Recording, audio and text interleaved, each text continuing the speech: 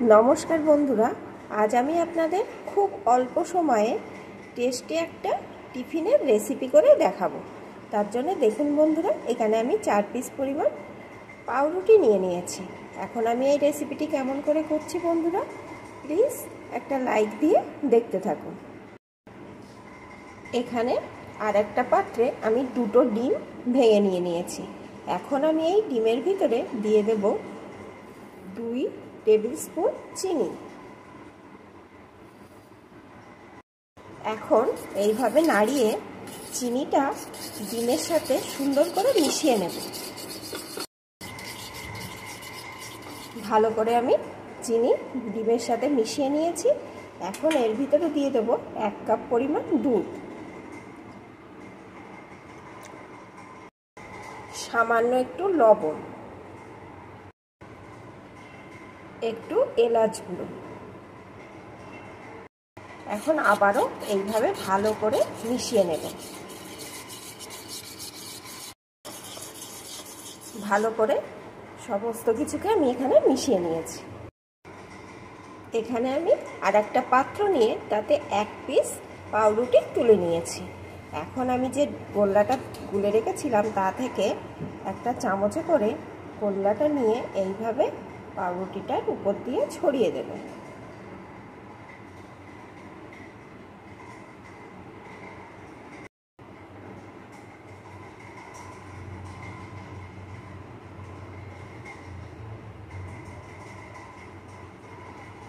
এখন এর উপরে আর 1 পিস পাউরুটি দিয়ে দেব। আর 1 পিস পাউরুটিও দিয়ে দিয়েছি। এখন এর উপর দিয়েও গোল্লাটা দিয়ে দেব।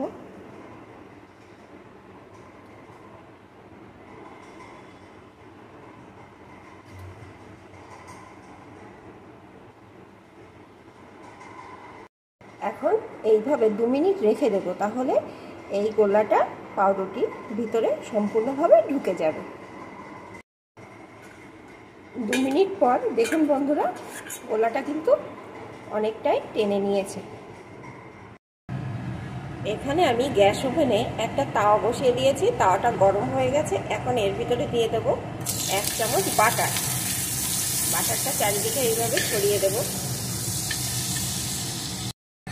বাটারটা সম্পূর্ণ গলে গেছে। এখন আমি ওই পাউরুটিটা আস্তে আস্তে করে সাবধানে এর উপরে তুলে দেব।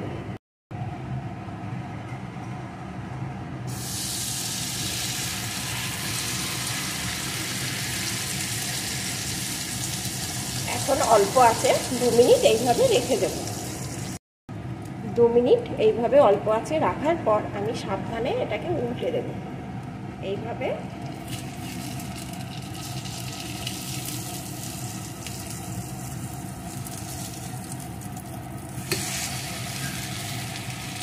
উল্টে দেব। আবার ওই পিঠটাও 2 মিনিট ভেজে নেব। এই পিঠটাও 2 মিনিট ভেজে নিয়েছি। 2 পাশই আমার ভাজা হয়ে গেছে। এখন আমি এইভাবে সাবধানে 4-5টা ঘুরিয়ে ঘুরিয়ে একটু ভেজে নেব।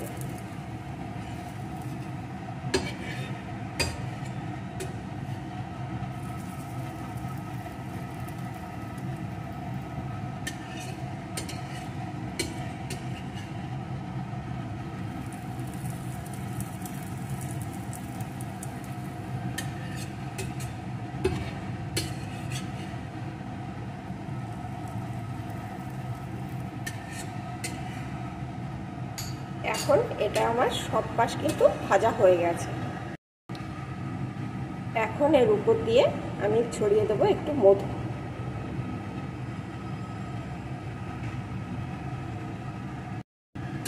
এখন এটা আমার রেডি। বন্ধুরা দেখুন কত সুন্দর হয়েছে, আর খেতে কিন্তু দুর্দান্ত হয়। মুখে দিলে একদম মিলিয়ে যাবে। বন্ধুরা আপনারাও এইভাবে একবার ট্রাই করবেন আর আমাকে কমেন্ট করে জানাবেন।